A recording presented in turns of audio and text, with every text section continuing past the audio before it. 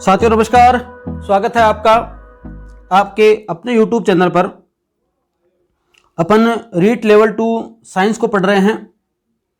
उसके संदर्भ में अपने एक टॉपिक को अपन ने कंप्लीट कर लिया है। उसके 3 वीडियो आपके सामने उपलब्ध हैं। तत्व यौगिक मिश्रण, भौतिक और रासायनिक अभिक्रियाएं। आज अपना अगला टॉपिक लेते हैं जो आपके सिलेबस की यूनिट में पहला टॉपिक है और आपका टेस्ट भी इसी टॉपिक का तैयार किया हुआ है। टेस्ट कल आपके सामने आ जाएगा। कल से अपनी टेस्ट सीरीज शुरू हो रही है। आप अगर इस टॉपिक को पढ़ने के बाद टेस्ट देना चाहते हैं तो एक बार रुक जाना चाहिए, टेस्ट देना मत, क्योंकि टेस्ट कई दिनों तक उपलब्ध रहेंगे आपके पास। आप आराम से कभी भी दे सकते हैं उनको, कोई जल्दीबाजी नहीं है। पहले टॉपिक क्लियर करें। आपको लगे कि मेरा टॉपिक क्लियर है, मैं एक बार अपने आप को जांच लेता हूं कि मेरा कितने नंबर आ रहे हैं, तो आप बिना टॉपिक पढ़े भी आप टेस्ट को दे सकते हैं। ये अपन 2-3 वीडियो में इस टॉपिक को कंप्लीट कर पाएंगे। टेस्ट सीरीज लेने का जो ऑफर का दिन है वो आज लास्ट है। आज रात को 12 बजे उसकी कीमत 199 रुपये हो जाएगी। तो टेस्ट आपको करीबन 50 रुपये महंगा पड़ेगा। 150 रुपये में अभी उपलब्ध है। आज रात को 12 बजे तक आप ऑफर का लाभ ले सकते हैं। अभी तक आपने टेस्ट सीरीज ज्वाइन नहीं करी है तो वो गुरु प्रकाश द बायोलॉजी पॉइंट एप्लीकेशन पे आपको मिलने वाली है, जिसका लिंक डिस्क्रिप्शन में है। चलिए टॉपिक को शुरू करते हैं। परमाणु अणु, मोल संकल्पना, रासायनिक सूत्र और परमाणु संरचना, इन 4 टॉपिकों के अकॉर्डिंग अपन इसको पढ़ने वाले हैं। पहले 2 साथ में लेंगे, परमाणु अणु और परमाणु संरचना, दोनों को जोड़ते हुए साथ में कर लेंगे। और मोल संकल्पना, रासायनिक सूत्र, तो इनके करीबन 4 वीडियो इसके बनने वाले हैं। आज थोड़ी शुरुआत कर लेते हैं। देखो, पदार्थ क्या होता है ये आपने जाना था पहले। पदार्थ की अवस्थाएं क्या होती हैं ये आपने जान लिया। मतलब कोई भी ऐसी वस्तु जो स्थान घेरती है, कोई भी ऐसी वस्तु जिसके अंदर भार होता है, द्रव्यमान होता है, और कोई भी ऐसी वस्तु जो ज्ञानेंद्रियों द्वारा महसूस की जा सकती है, उसको अपन क्या बोल रहे थे? पदार्थ बोल रहे थे, द्रव्य बोल रहे थे, मैटर बोल रहे थे। और इस पदार्थ की 5 अवस्थाएं हैं कुल, तो पर 3 महत्वपूर्ण पढ़नी है। सॉलिड है, लिक्विड है और गैस। ठोस, द्रव्य और आपके गैसेस, 3 अवस्थाएं हैं। अब पदार्थ की विभाजकता के संदर्भ में, कि पदार्थ जब विभाजन होता है, पदार्थ को आप तोड़ोगे, चाहे कोई सी भी अवस्था है, चाहे वो गैसीय कण है, चाहे आपके द्रव्य के कण है, चाहे आप ठोस के कण को ले लो, जब उनको तोड़ोगे तो एक समय ऐसा आएगा कि वो टूटना बंद हो जाएंगे। तो उन पदार्थ के कणों को विभाजित करने का क्या नियम है, कैसे विभाजित हो सकते हैं, उसके संदर्भ में अलग अलग वैज्ञानिकों ने अलग अलग मत दिए। उसके आधार पर फिर आपके पदार्थ में अपन कण, जो अणु और परमाणु को पढ़ पाएंगे। पहले थोड़ी सी ये मत लेते हैं। देखो, कणाद महर्षि के द्वारा क्या बताया गया कि यदि हम पदार्थ को विभाजित करते जाएं तो हमें छोटे छोटे कण प्राप्त होंगे और अंत में एक सीमा आएगी जब कणों को और विभाजित नहीं किया जा सकता। इन सूक्ष्मतम कणों को परमाणु का। कोई भी पदार्थ आपके सामने नजर आ रहा है, जैसे मान लो कोई सॉलिड ले लो, विभाजित करने में अभी दिमाग में आपको विभाजित करने में आसानी रहे। आपके सामने मान लो चौक पड़ी है, आपके सामने एक पेन पड़ा है, कोई भी चीज पड़ी है, डस्टर पड़ा है, कोई भी किताब पड़ी है, उसको अपन मान लो कि छोटे छोटे टुकड़ों में तोड़ना चाहें। पत्थर ही पड़ा है, तोड़ेंगे, पीसेंगे, मिक्सी में पीस दिया, मशीन में पीस दिया, लगातार पीसे जाओ, एक ऐसा चूर्ण बन जाएगा। लास्ट के अंदर ऐसा हो जाएगा कि अब आप इसको और अधिक विभाजित नहीं कर सकते। उनको कणाद ने क्या बोला? परमाणु। हालांकि कणाद का कोई वैज्ञानिक आधार नहीं था, इन्होंने अपने स्तर पे बात बोली। एक तरीके से दार्शनिक थे ये, कि अगर अपन किसी चीज को विभाजित करेंगे, किसी पदार्थ को विभाजित करेंगे, तो एक समय ऐसा आएगा कि अब उसको और विभाजित नहीं कर पाएंगे। उन सूक्ष्मतम कणों को क्या कहा? परमाणु कहा, कणाद ने। ठीक है। फिर आए थे पकुदा कात्यायाम। इन्होंने क्या किया? जो कणाद का मत था उसको थोड़ा सा विस्तृत कहा और कहा कि ये जो कण है ना, संयुक्त रूप में पाए जाते हैं। जैसे अणु है, तत्व है, यौगिक, इस रूप में पाए जाते हैं कण। जो कण जो आपके कणाद बता रहा था कि तोड़ने पर एक समय ऐसा आएगा कि और ज्यादा विभाजित नहीं कर पाएंगे, वो कण आपस में जुड़कर किसके रूप में पाए जाते हैं? अणु, तत्व, यौगिक, इसके रूप में मिलते हैं। ये बात पकुदा कात्यायाम ने बताई थी। उसके बाद आए थे डेमोक्रिटस व ल्यूसिपस। इन्होंने क्या बताया कि द्रव्य की वो अविभाज्य अवस्था जिसके आगे उसे विभाजित नहीं किया जा सकता, इसे क्या कहते हैं? परमाणु। मतलब द्रव्य की वह अवस्था जिससे आगे और ज्यादा उसको नहीं तोड़ सकते आप, कि भाई अंत आ गया, अब इसके ज्यादा आगे इसको नहीं तोड़ा जा सकता, उस अविभाज्य अवस्था को क्या कहेंगे? परमाणु कहा गया। चलो, एंटोनी लोरेंट लवाइजिए द्वारा रासायनिक संयोजन के दो नियमों को स्थापित किया गया। अभी टूट तो रहे हैं, लेकिन टूटने के बाद आपस में तो संयोजित होके रहते हैं ना। अपन तोड़ के तो चलो परमाणु तक पहुंच रहे हैं कि परमाणु को जान पा रहे हैं कि लास्ट वाला नहीं टूटा उसको परमाणु, लेकिन परमाणु के रूप में तो नहीं रहते कोई भी चीज, तो परमाणु के रूप में नहीं रहते, इसका मतलब वो संयोजन तो करते हैं, और संयोजन को स्थापित करने के लिए कोई ना कोई नियम लगता होगा। तो एंटोनी लोरेंट लवाइजिए ने दो नियम दिए। उन नियमों को क्या है, लवाइजिए तथा जोसेफ एल प्राउस्ट द्वारा दो प्रायोगिक कार्यों के पश्चात, कई प्रायोगिक कार्यों के पश्चात उनको दो रासायनिक संयोजन के दो नियम बताए। मतलब रासायनिक संयोजन के दो नियम और बता दिए, मतलब रासायनिक संयोजन से दो नियम निकले। रासायनिक संयोजन का नियम संयोजन के आधारित था, उसके आधार पर दो नियम निकले। एक आया द्रव्यमान संरक्षण का नियम और एक क्या आया, स्थिर अनुपात का नियम। सीधे सीधे नियम याद रखने हैं। ये अपन ने उसमें भी पढ़े थे पहले भी, जब अपन ने यौगिक पढ़ा था। इस नियमानुसार द्रव्यमान संरक्षण का नियम क्या कहता है, मास कंजर्वेशन का रूल क्या कहता है कि किसी रासायनिक अभिक्रिया में द्रव्यमान न तो सृजन किया जा सकता है न ही विनाश किया जा सकता है, हालांकि एक चीज से दूसरी चीज में बदल जाता है। जैसे उदाहरण के तौर पे समझिए, जैसे मान लो उदाहरण के तौर पे समझिए, जैसे मान लो C+O2 बराबर CO2 है ये, तो द्रव्यमान संरक्षण का क्या नियम कहता है कि इसका जो द्रव्यमान होगा वो इस द्रव्यमान के बराबर ही होगा। रूप उसका बदल गया होगा, इधर C+O2 के रूप में, इधर CO2 के रूप में। तो द्रव्यमान का न तो विनाश किया जा सकता, नहीं उसको निर्माण किया जा सकता, वो एक अवस्था से दूसरी अवस्था में बदल जरूर जाता है, लेकिन उसका संरक्षण हमेशा फिक्स रहता है। एक नियम तो ये था। दूसरा क्या, स्थिर अनुपात का नियम। निश्चित अनुपात का नियम क्या कहता है, अपन यौगिक को पढ़ा था। जैसे H2O के अंदर H2O, तो यहां पर इसका द्रव्यमान की बात करें तो एक है हाइड्रोजन का, पर दो हो गए, यहां पर तो दो हो गया। इसका ऑक्सीजन का कितना होता है 16। अनुपात देखा जाए तो 1 अनुपात क्या हो गया 8। मतलब जल कहीं भी है वो 1 अनुपात 8 के रूप में ही है, उसका स्थिर अनुपात का नियम है, वो चाहे जल किसी भी स्थान का हो। ये जो जोसेफ प्राउस्ट था उसने इसको थोड़ा और भी प्रयोग करके देखा था। जोसेफ प्राउस्ट ने क्या किया था, जैसे एक उदाहरण और बताऊं आपको, एक उसने लिया था क्यूप्रिक कार्बोनेट, और क्यूप्रिक कार्बोनेट की दो अवस्थाएं उसने देखी, एक तो जो प्रकृति में मिलती है और एक जो खुद के द्वारा संश्लेषित की गई थी, लेब के अंदर बनाई गई थी।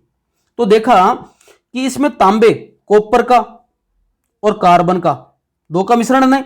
तो कॉपर का और कार्बन का जो प्रतिशत था वो यहां पर 51.35 था।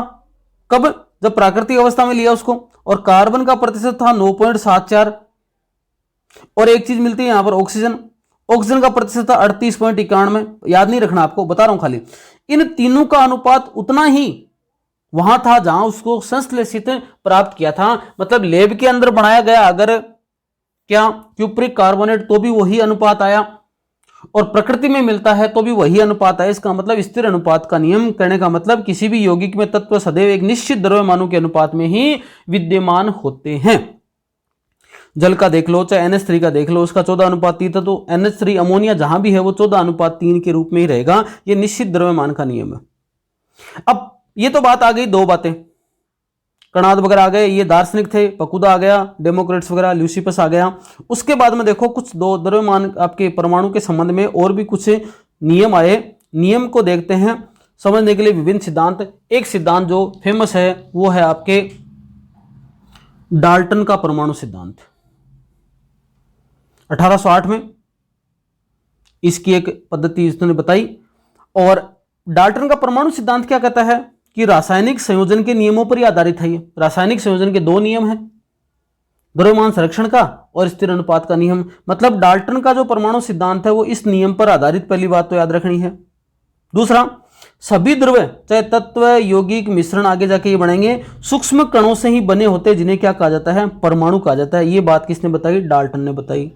आगे क्या बताया, परमाणु अविभाज्य सूक्ष्मतम कण होते हैं जो रासायनिक अभिक्रिया में न तो सर्जित होते हैं न इनका विनाश होता है।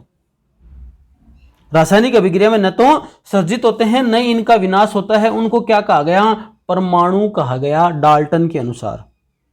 आगे, एक तत्व के सभी परमाणुओं का द्रव्यमान व रासायनिक गुण धर्म समान होते हैं। एक तत्व के, तत्व का मतलब क्या हो गया, तत्व का मतलब समान परमाणु। जैसे मान लो ये H2 तत्व है, अगर H2 है तो ये यौगिक है, ये बात करी थी अपन ने। तो एक तत्व यह मतलब जैसे ऑक्सीजन है, ये जो है क्या है, तत्व है, क्योंकि यहां पर O दोनों सेम है। तो ओजोन है वो तत्व है। तो इसके जितने भी होंगे परमाणु, तो एक तत्व के जितने भी परमाणु होंगे, यहां पर 2 O है, यहां पर 3 O है, यहां पर 2 H हैं, उन सब का क्या होगा, द्रव्यमान और रासायनिक गुणधर्म क्या है, समान होते हैं। ये बात डाल्टन ने बताई। डी बात तक हो गई। इन्होंने प्रयोग किया, प्रयोग आगे डाल्टन ने बताई। अगले नंबर पर आया था 2 नंबर पर थॉमस का परमाणु मॉडल। 2 नंबर पर आया थॉमसन का परमाणु model, plum pudding model, Christmas cake model, तरबूज मॉडल। इस मॉडल के अनुसार क्या था कि परमाणु क्या है, परमाणु एक धन आवेशित गोला है, पॉजिटिव चार्ज गोला है यहां पर ये, जिसमें इलेक्ट्रॉन ऐसे लगे होते हैं, जैसे क्रिसमस केक के अंदर क्या लगे होते हैं, मेवे लगे होते हैं, तरबूज के अंदर बीज लगे होते हैं, मोतीचूर के लड्डू में इलायची लगी होती है ना, उस प्रकार से ये होते हैं। जैसे इस प्रकार से स्ट्रक्चर है, ये वाला एक स्ट्रक्चर है, क्या है, ये धनावेशित गोला है और उसके अंदर इस प्रकार से ये इलेक्ट्रॉन लगे हैं, इस प्रकार के स्ट्रक्चर है। इसको क्या बोल दिया गया, इसको बोल दिया गया परमाणु। तो परमाणु एक धनावेशित गोला है और उसके अंदर इलेक्ट्रॉन इस प्रकार से लगे हैं, जैसे क्रिसमस केक में क्या लगे हुए हैं, मेवे लगे हुए हैं, तरबूज में बीज लगे हुए हैं, मोतीचूर में, लड्डू में इलायची लगी हुई है। इस प्रकार के सिस्टम को plum pudding model, Christmas cake model या तरबूज मॉडल थॉमसन के द्वारा बताया गया 1898 के अंदर। प्लस व माइनस आवेश परिणाम में समान होते हैं, इसलिए विद्युत परमाणु विद्युत के रूप से क्या हो गया, ये उदासीन होता है। थॉमसन के अनुसार प्लस व माइनस क्या है, दोनों बराबर होते हैं, इसलिए परमाणु विद्युत के रूप से क्या हो गया, उदासीन हो गया। तो परमाणु उदासीन होता है। ये बात किसने बताई थी, ये बात यहां पर बताई थी थॉमसन ने, क्योंकि इसके हिसाब से माइनस व प्लस दोनों क्या होते हैं, बराबर मात्रा में होते हैं, परिमाण में समान होते हैं। चलो जी, तीसरे नंबर पर है रदरफोर्ड का परमाणु मॉडल, सबका आपका सुना हुआ है। इसने प्रयोग किया, प्रयोग क्या किया, तेजी से चल रहे अल्फा कणों को सोने की पन्नी पर टकराया। 1908 में इसको नोबेल प्राइज भी मिला। तेजी से चल रहे अल्फा कणों को कहां से टकराया, सोने की पन्नी से टकराया गया। चित्र देखो, पहले आ गया थोड़ा, इसलिए इसको बाद में सेट कर देंगे। देखो ये अल्फा कण है ना, और यहां पर मान लो कोई बीज की पन्नी है, ये सोने की पन्नी है। तो अल्फा कणों को सोने की पन्नी से टकराया गया, पतली पतली एकदम पतली पन्नी थी सोने की, उससे टकराया अल्फा कणों को। तो 3 प्रकार के परिणाम देखने को मिले। वो क्या है, देखो ऐसा करवाया इसने। अब सोने की, देखो इसमें 2 बातें आती हैं, याद कैसे रखोगे, एक तो चल रहा है अल्फा कण, एक बात आई सोने की पन्नी, टकराना वो बाद की बात है, 2 बातें रखो याद। अब सोने की पन्नी क्यों ली, पहली बात तो याद रखो कि उसको बहुत पतली पन्नी लेनी थी, केवल 1000 परमाणु के बराबर मोटी, इतनी पतली पन्नी लेनी थी, ज्यादा से ज्यादा वो 1000 परमाणुओं के बराबर मोटी, ज्यादा मोटी ना हो। तो उसके लिए उसको लगा कि सोने की पतली पन्नी को काम में लिया जा सकता है, इसलिए तो उसने सोने की पन्नी ली। अल्फा कणों को क्यों टकराया, क्योंकि अल्फा कणों क्या है, द्वि आवेशित हीलियम है, कम द्रव्यमान होता है, कितना 4 U के आसपास, MU के आसपास, और पर्याप्त इनमें क्या है, ऊर्जा है, जिसे टकरा जाएंगे आसानी से। तो अल्फा कण क्या है, द्विआवेशित हीलियम कण है, कम द्रव्यमान है, 1 नंबर बात तो ये। दूसरे नंबर बात ये कम द्रव्यमान है, इतना ही है, 4 AMU के पास पे ही है, और पर्याप्त इनके पास क्या है, ऊर्जा है, इसलिए इन 2 चीजों को लिया, टकराया। परिणाम क्या है टकराने से, देखो ये इस प्रकार से टकराया, परिणाम क्या है, तेज गति से चल रहे अधिकतर अल्फा कण सोने की पन्नी से सीधे निकल गए, सोने की पन्नी को पार करके क्या सीधे निकल गए, तेज गति से चल रहे थे। तो अधिकतर अल्फा कण क्या सोने की पन्नी से सीधे पार चले गए, ठीक है। कुछ अल्फा कण पन्नी के द्वारा बहुत छोटे कणों से क्या हो गए, पन्नी के अंदर जो कण है, खुद सोने की पतली पन्नी है तो उसमें खुद के छोटे कण होंगे, उनसे टकरा करके आ गए, थोड़े से विक्षेपित हो गए। ऐसे जाना था उनको, थोड़े से मान लो एक पन्नी आई, इससे टकरा कर थोड़े से विक्षेपित हो गए, और प्रत्येक 12000 कणों में से एक कण क्या टकरा कर वापस ही आ गया। 12000 कणों में से एक कण ऐसा था जो उस पतली सी पन्नी से भी टकरा कर क्या है वापस आ गया, जो बहुत बड़ी बात थी। जैसे मान लो कि एक कागज से है ना, कोई गन है ना, गन की पिस्तौल है, वो गन की गोली है, वो भी कागज से टकरा कर वापस आ जाए, इतना ही आश्चर्यचकित करने वाला परिणाम था।